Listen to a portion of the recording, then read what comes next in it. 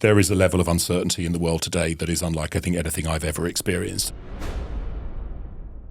Which of those two would you prioritise? Right now, you're prioritising experience because you need to know that whatever comes down the road, you're sat next to someone that's already been through something comparable. Experience will look at that brick wall and go, you don't want to run through that because it will hurt. They've been there, they've done this, so they stand by the brick wall and they say, don't do it. Whereas the young, fresh talent will go, we can do that. And they'll run through it and they'll be sore afterwards, but they'll have done it. Welcome to this edition of Leading Through Uncertainty. I'm Kate Burns, Chief Operating Officer at Odgers. This series is part of our ongoing effort to explore how senior leaders are navigating complexity, change and opportunity in today's world. Through each conversation, we uncover real stories and strategies from leaders navigating change in every corner of the world. Okay, welcome to Leading Through Uncertainty. I'm joined today by Mark Freebairn, who brings deep insight into leadership at board level. Mark, could you introduce yourself and your role at Odgers? Of course. So I'm Mark Freebairn, and I have the privilege of looking after both our CFO practice and our board practice. And how long have you been at Odgers? I've been at Odgers 23 years, which makes me a terrible headhunter because we advise everyone to move jobs every 5 years. And all those 23 years ago, what drew you to this kind of work? So I'd been working in recruitment from the moment that I graduated, and I spent 8 years in a lower level recruitment company. And on my second day, I asked the owner of that company to explain the industry to us. And he said, well, the greatest people work in search. And I thought, well, that's where I'm going then. But I was too young. So as soon as I was old enough to be accepted, I applied. And luckily, Odgers offered me a job.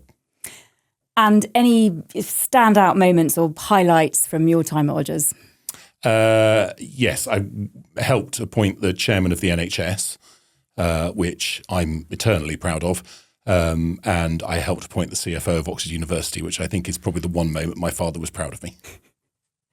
And I mean, you've talked a little bit about the types of businesses or leaders you work with, but can you give us more of an insight into the types of businesses you work with? So, yes, so we work with, predominantly profit-making organisations, so owned either through public ownership as a PLC or private equity or private organisations.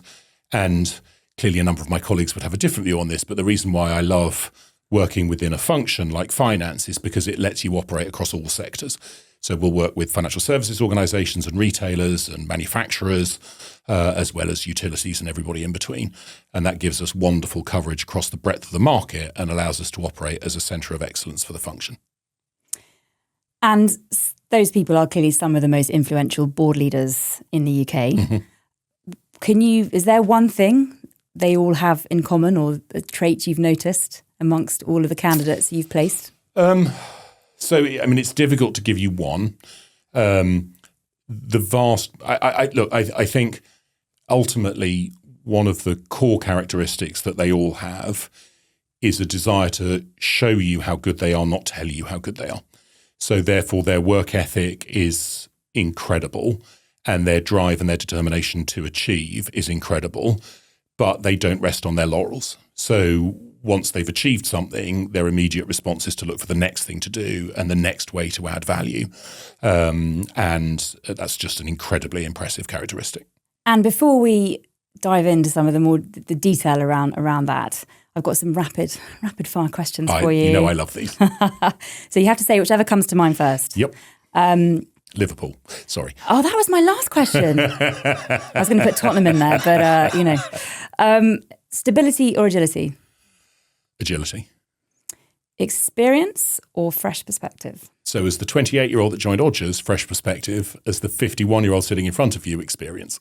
AI or human intuition? Human intuition. Vision or execution? Both, because we can't be successful without both. You're not allowed to have both. So then I would say vision, because I would hope to be able to recruit people around me that can support me on execution. So getting into the more serious stuff now. Oh, what that was? I was going to do a football question, but you've answered it already, so you're not going to get one. You're not going to get to mention your team again. We're here talking about leadership through uncertainty. And if you have to pick one force that's really shaking boardrooms right now, whether it's AI, geopolitics, investor pressure, what would it be and why? So I appreciate I wasn't allowed to come up with more than one answer on your. I might allow you to have more than one on this one. I can't do it in one. So look, I mean, ultimately,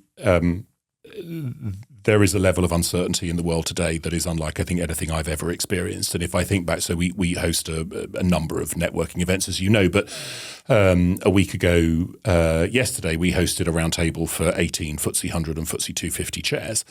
And that conversation was one of the most upsetting I've been a part of, because you just got the sense that there was an enormous level of frustration, but an inability to act. And given what I've already said about the makeup of these individuals is to make things happen, the fact that they're not able to is both deeply frustrating and also alarming. And I think that comes ultimately from two things: the global and local political environment in which we're operating, where you need an ability to offer investors, again, locally or globally, some level of certainty over return. And when you have regulators and governments, and again, to be clear, not just in this country, but globally, who are changing their attitude and approach minute by minute, hour by hour, day by day, it is incredibly difficult for an organisation to plan against that backdrop. And therefore, that creates real issues around investment, and you can't grow without investment. So you would argue that the geopolitical challenge is creating an investor challenge, but both of those therefore become really significant problems. AI, actually, I think most people see as a real opportunity, but they just can't quite understand how far and how deep within the organisation it's going to go, which makes the opportunity opaque. And again, these are individuals that like to deal with some level of black and white certainty, and that you don't get that from opaqueness.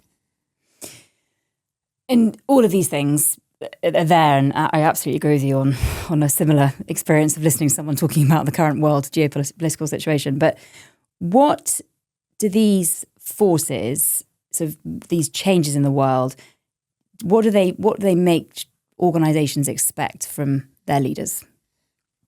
Well, so what it creates is a complete lack of certainty. And so if I think about the two hats that I wear, and I think about the communities that we speak to, the CFO community, who, amongst many other skills and attributes, mitigate risk for a living, look at uncertain times as periods where you draw back, you cut cost, you don't invest, you protect your balance sheet, and you give yourself the strongest fighting chance to be in a strong position when the circle turns and the markets are more benign. And so they would instinctively in this situation do that. Boards, who are there to help support and challenge both the CEO and the CFO, should bring greater experience and therefore an ability to see beyond what's happening in the current cycle and think about what might happen in the future, and therefore hopefully persuade organisations to still be brave enough to make investment. But there is so much happening around the world right now. Every corner you look at, there's a challenge or something which causes deep anxiety when you think about businesses' ability to plan globally, plan over a period of time, that impacts that, that we're seeing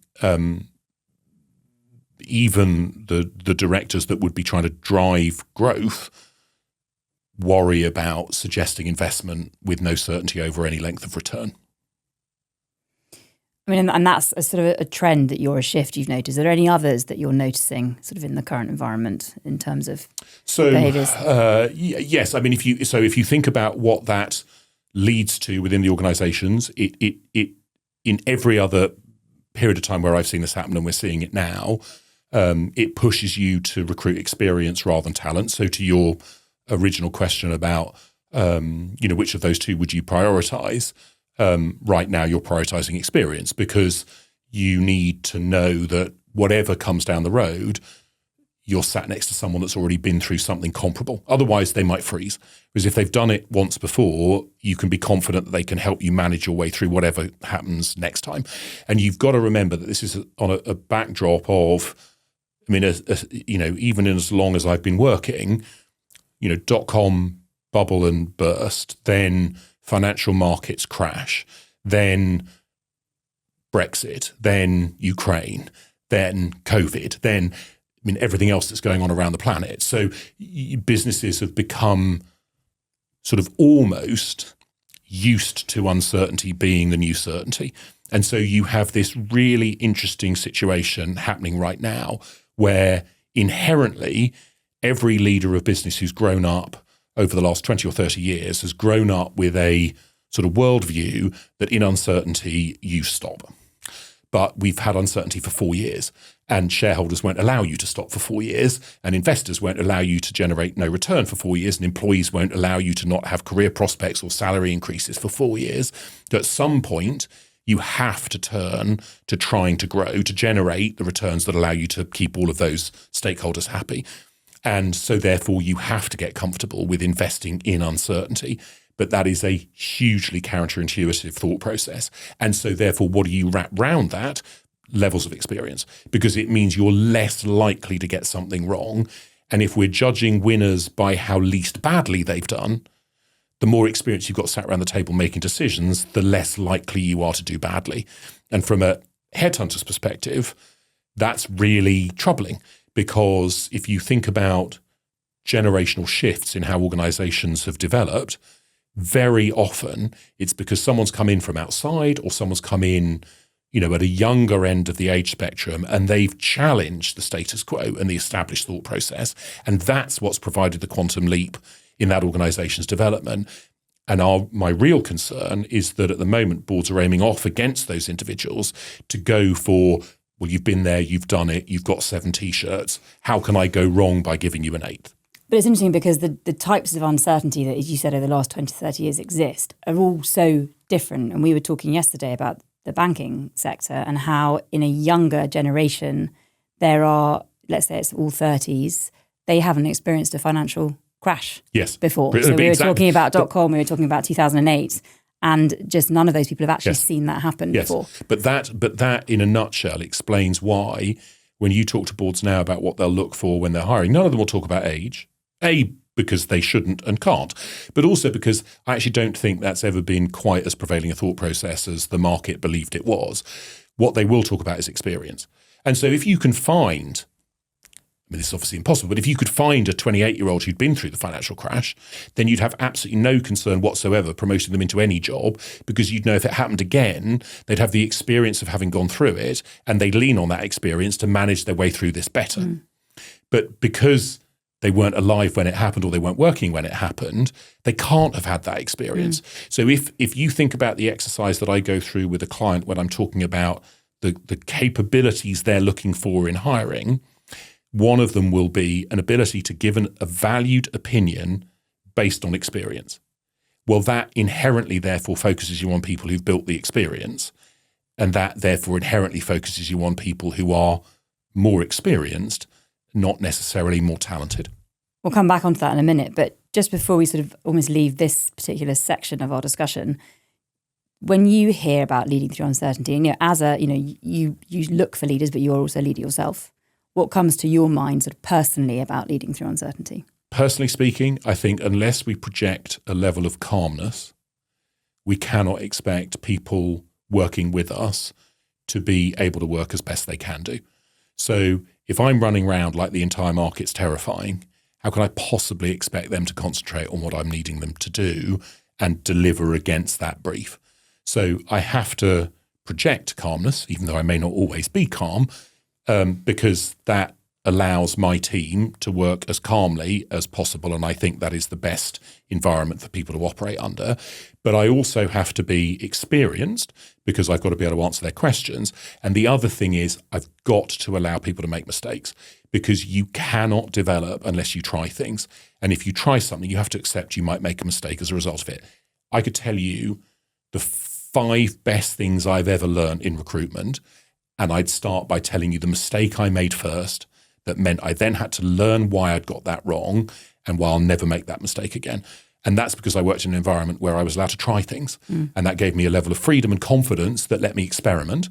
And then I was either good enough to not make too many mistakes and succeed, or I wasn't going to be good enough and I'd fail. And luckily I'm here because it was the former, not the latter. But I've then got to create that environment for everybody else.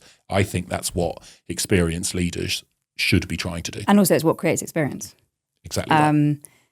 It's interesting talking about calm as well. Yesterday we were having a discussion about what calm means during a period of uncertainty. And a lot of people can be calm in very different ways. Some people can just be very calm, unfazed, unemotional. Some people may feel the emotion, but can be very decisive and take action. There are different ways of appearing calm, just as a someone side said note. to me, good leaders have broad shoulders because they're holding up all of the rubbish that is keeping them awake at night, but they're not letting any of that flow through to their team, which lets their team operate at the greatest level of effectiveness possible. And sort of your experience of all the people you're coming across and you've come across, do you have a story or an example of a leader or an organisation that you think is navigating uncertainty really well?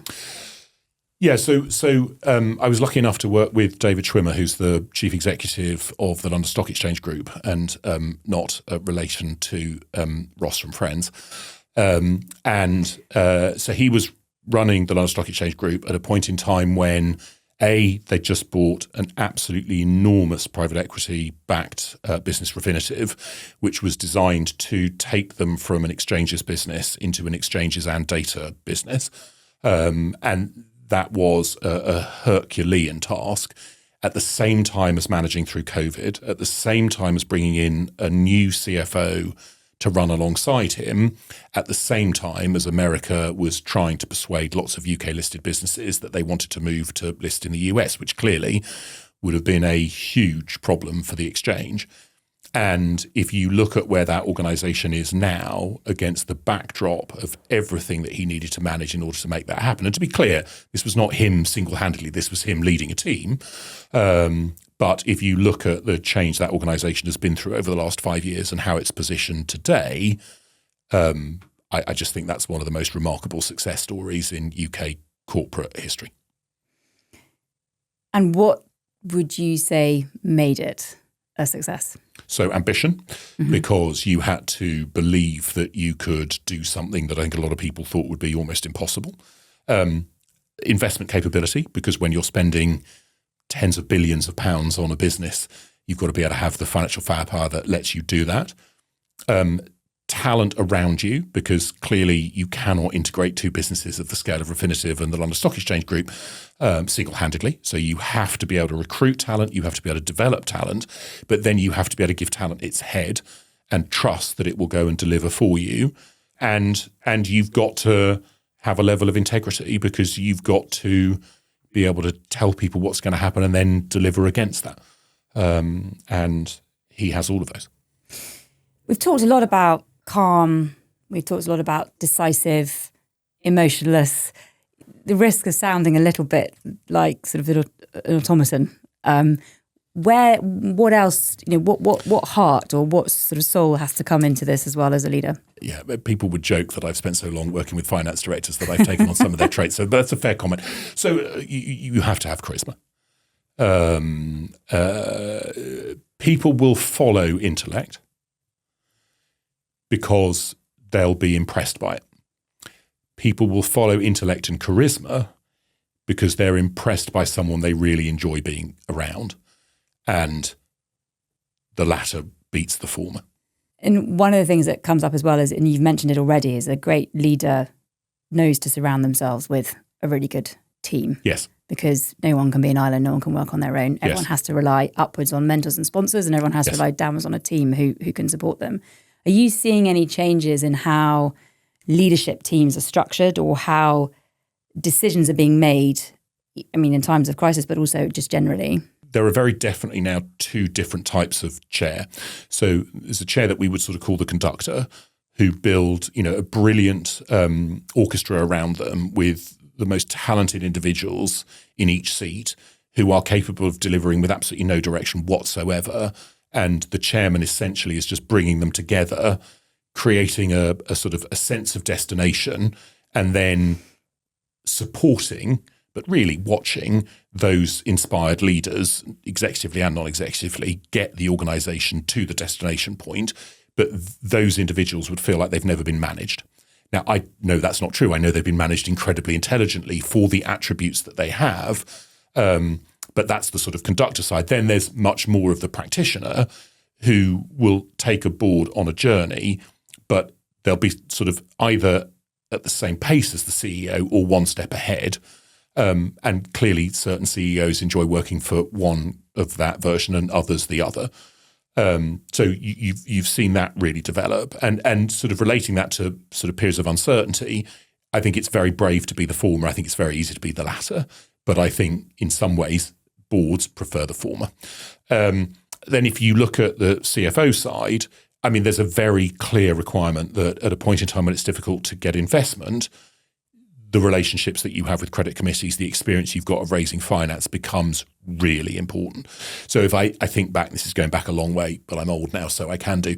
If you think back to 2008, the CFO of, I mean, arguably one of the most successful UK corporates at the time rang me and said, so I've just been asked to put a 5-year plan together, and one of the bases on which I've got to put this plan together is that I cannot raise a penny of external finance. So I've got to do the entire thing out of cash flow. Now that was just insane. But the board insisted that he did it because they were so terrified about their ability to access capital. So all of a sudden, treasurers who, I mean, had every credit committee phone number on their mobile phone, but would never have been seen as a top-tier CFO candidate, suddenly they became top-tier CFO candidates because they had every credit committee's mobile number on their phone, and chief execs suddenly realised how powerful that would be. So you're one of the things which I think is also important for people in the market to understand is that this is a cycle, right? This has been a long cycle, longer than I think any of us would have wanted, but this is a cycle. And it follows a period of growth, and it'll be followed by a period of growth. And the skill sets required by people change. And so as well as developing the skill set that you need to be successful in a period of uncertainty, you also need to make sure that you're developing the skills that you'll also need to be successful as the markets become more certain. Because otherwise you start to look like a turnaround leader, and a turnaround leader won't necessarily be the person that you look to for growth. So, traditionally, and I think this has changed, but traditionally in periods like now, you'd see CFOs become CEOs because what did a board want? Someone that could manage the cost base. Who does that best? CFO. Okay, well then give them ultimate responsibility and make them CEO. But then you move to a period of time where you want growth. Well, actually, you don't want the CFO managing growth because the CFO won't invest because they'll mitigate risk. So then you give it to a marketeer. Now, if you're not developing the skill set that you need for growth now, then you will be redundant when the market moves to a more growth-orientated phase, which is hopefully coming. It's not just the individuals that obviously matter during a time of uncertainty. You're looking at the board as you've been talking about and the role of the chair, the role of the board members. What happens to decision-making in a board during times of uncertainty? So unfortunately, it slows down. And the reason why it slows down is because when the downside of a mistake outweighs the upside of a decision made, and the market, through lack of confidence, is more ready to jump on a mistake than to see it as a missed opportunity, then to mitigate that risk, you go through more elaborate thought to arrive at a conclusion. And because it's much easier to say no. So therefore you have to fight much harder to get a decision pushed through any decision-making body. Just if I think about our own industry, I'm talking to a CFO at the moment about hiring what would effectively be a deputy. Now, you do that because you want to think about succession planning, but for succession planning, that individual has to be thinking about moving jobs. Well, at a period of uncertainty, particularly if you mitigate risk for a living, is that the moment that you'd be thinking about moving jobs? Probably not. So therefore, is that the moment that you bring in someone who would offer you succession? Maybe not in the short term. Now, they know, luckily because they're very bright, that you cannot make short-term decisions when you're trying to run a long-term business. So therefore, they will get to make that decision and we'll help them hire that individual. But they've then got to take the HR function through that thought process. They've got to take the CEO through that thought process. They've got to take the audit chair through that thought process. And where in a growth market, those people would be saying, yeah, go, absolutely, go and hire that person because you might be hit by the proverbial bus tomorrow and I need to know I've got succession. They're now saying, you sure now's the right time to invest that money? Couldn't we wait 3 months? Let's see whether or not the budget does something more positive for business than we thought it would. So you just delay. And unfortunately, you delay at the point in time when actually, if all things were equal, you should be doubling down on your investment because nobody else will be. And you're going to win much more if you back yourself and you invest now, because then you'll grow into the recovery. And if I think about some of the things, so you asked me sort of what I'm proudest of in terms of some of the things that I look externally. Actually, if you ask me what I'm proudest about of our organisation, we're very lucky to have a management team that's experienced enough to make this call. So I've sadly, again, as I said, I'm old now, so this will be my 5th slow market. But if I think about the last 2, we reacted to that quicker than everybody else and we invested quicker than everybody else. And that is one of the reasons why we stole market share as we came out of both of those, because we were ready where other people were saying, oh, now we can start hiring. Now, if we called that wrong, I might not be sat here, but we didn't because, like I said, we got very good management and they made that call and were brave and they got it absolutely right. And I'd love to see other organisations doing the same thing. It's an interesting, isn't it? I think going back therefore to this idea that experience versus sort of fresh, young sort of talent, I suppose. Mm-hmm. Experience, if you're looking at a brick wall, let's say, experience will look at that brick wall and go, you don't want to run through that because it will hurt. They've been there, they've done this, so they stand by the brick wall and they say, don't do it. Whereas the young, fresh talent will go, we can do that. And they'll run through it and they'll be sore afterwards, but they'll have done it. So again, sometimes you sort of question whether there is a benefit to having alongside your experience some of that younger, fresher, pushier talent who are willing to try those things out or to take that risk. Yeah, I completely agree. Whenever we put a long list or a short list together, one of the things that we always strive to do is give people choice. So there's a saying in search about a wildcard candidate, and what that means is if you think about the bullseye target that we're looking for, a lot of searches you'll just say, here are 5 people in the middle of the bullseye. Well, you might as well just present one, and actually they might as well just hire them because they're they're in the middle of the bullseye. What you're trying to do is you're trying to get 1 or 2 people in the center of the bullseye because you've got to answer the exam question, but then you go a little bit up, a little bit down, a little bit to the right, a little bit to the left, because what you're trying to show somebody is here's someone who can do everything that you want, but they'll bring you something different as well. And in buoyant markets, 8 times out of 10, they will hire someone who's outside of the bullseye because they will see the value of the additional experience, skill, talent, ambition, youth, exuberance, dynamism, whatever it might be. And they'll think, well, in you, I get the job done, but I get something else as well. And I will definitely be able to use that because we're growing and we can use everything.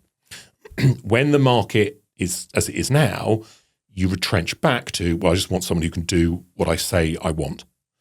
So the alternate way of looking at that is if you're a CEO in a buoyant market and I say, what are you looking for in your CFO? You'll tell me 2 things.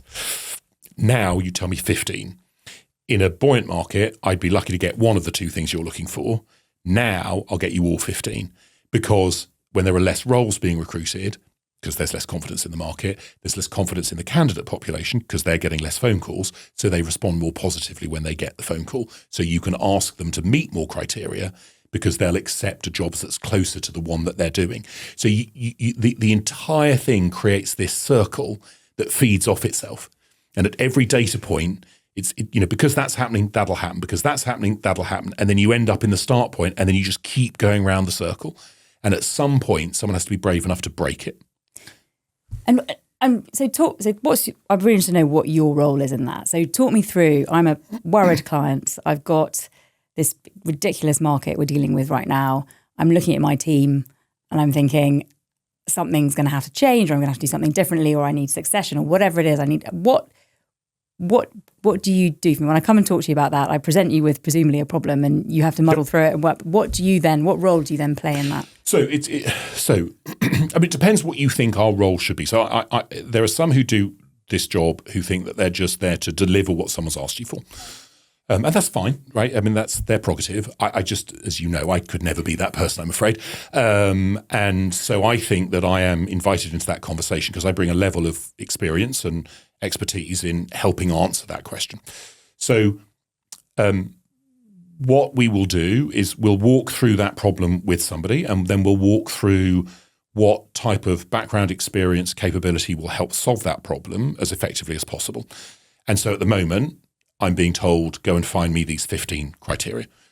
And what I will always say is, yes, I'll go and find you 4 people that will fulfill all of those criteria, but I want the right to put one person in front of you.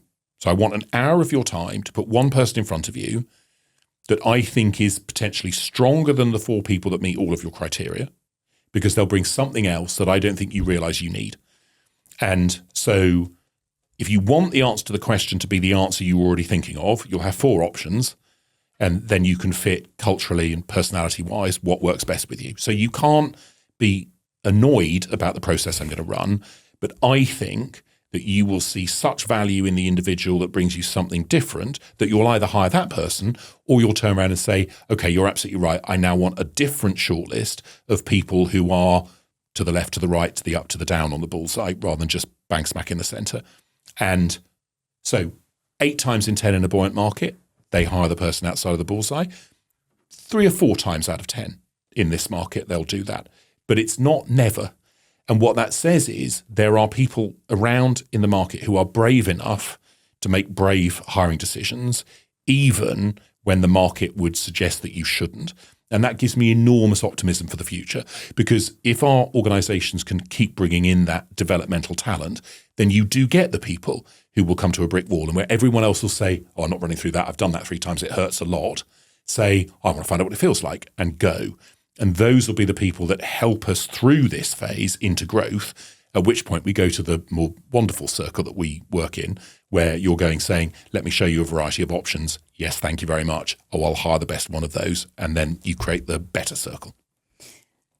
And what do you offer? I mean, as a client who's in a difficult position, and they come to you and they say, Mark, I've got a problem. What do you say to them to make them feel like you've got that? How do you make them feel safe and better, and that this is going to be fine? Well, so, I mean, partly because we've had experience over many years of working through these cycles. So, I was literally talking to a chairman of an organisation we're working with at the moment who works sort of in our field. And they just had quite a challenging set of results, and some of the commentators had been quite negative about the industry. And I was able to sit on that call with the chair and the SID and the CEO and say, I've done this 32 years. This is my 5th cycle. I know you come out of it. And when you come out of it, anyone who joins now will be absolutely ecstatic they joined with your share price where it is today, because it'll be 3 or 4 times that in 2 years' time. And if the cycle doesn't turn over that time frame, then frankly, we're all going to be working in an allotment somewhere, and we won't worry about whether or not we're able to make board appointments, because there won't be any boards to appoint people to. And there is, I think, a lot of value in my ability to give some confidence that no matter how dark the moment might seem now, we've been here before, and sunlight followed. So I think there's definitely that dimension. I think the alternative aspect of that is what we can provide. And so one of the things which really does happen, you can see it in our engagement with candidates, is that they are less comfortable with the idea of moving jobs, particularly on the finance side. So audit chair and finance more so than chair. That when you mitigate risk for a living, moving jobs is a risk. You lose significant legal protection, let alone anything else. And so therefore, you're only going to do that when you feel confident. So if you don't feel confident, why would you move jobs? We have, and I know you know this, but we have made an absolute virtue ever since I started looking after the practices of getting to know young talent earlier than everybody else. Now, we don't necessarily help them find roles because we may not be working at the level that they're operating at. But these are individuals who want advice. need advice as to how to develop their careers to be as successful as they're able to be, and they want a trusted advisor. And candidly, I appreciate it makes us no money, so you won't necessarily agree with this, but that's my favorite part of the job, is finding someone who's incredibly talented, doesn't realize how talented they are, and then helping them develop and flourish and become, the success that we always knew they could be. Because of that, we have a deeper and more trusted relationship with the candidate population. And that helps us when we're going to people who are nervous about moving, get comfortable with the idea of the particular move that we're talking to them about. Now, that only works if it's the right organization, the right people, the right job. So we can't use that relationship for any reason other than positively. And the second it doesn't work, we lose that reputation immediately. So we guard it so safely. But it does mean when we're talking to a client who's in, as I was talking about with the chairman I mentioned earlier, in a slightly difficult position, we're able to go to that individual and say, okay, so you might not have looked at this in this current market, but let me explain to you why this is the perfect move for you. Do you remember 10 years ago when you said you wanted to do this, and 7 years ago when you said you wanted to do that, and 2 years ago when you wanted to do this? This job has all three of those things. So unless your view has changed, which is perfectly possible, but if your view hasn't changed, this role meets every criteria you've talked about in terms of career fulfillment. So therefore, it's probably worth exploring before you discount it. And in the exploration, you're then beginning a conversation. And then after that, it's down to the two parties to agree or disagree that this is what they want to do next. And that's what our role should be. But it allows us to support a client, I think, more deeply because of the deeper relationship we have with that population. Is there anything, Mark, that Odgers have done recently that could help boards sort of think around the navigation through these times of uncertainty? Yes. So one of the things that we've been creating over the last year, and the first edition of it actually goes out at the beginning of October, is a global board insight brochure. So essentially what we've done is look at 5 critical questions that we think boards globally are wrestling with around growth and around how you manage through uncertainty. And then we've gone out and spoken to experts in the field to try and create a blueprint that might be of value to any of those board directors who read it on any of those topics, to bring that knowledge, experience, capability into the boardroom conversation they're having. And we're looking forward to doing that each quarter to try and pick up on themes and trends that we think those individuals will value reading.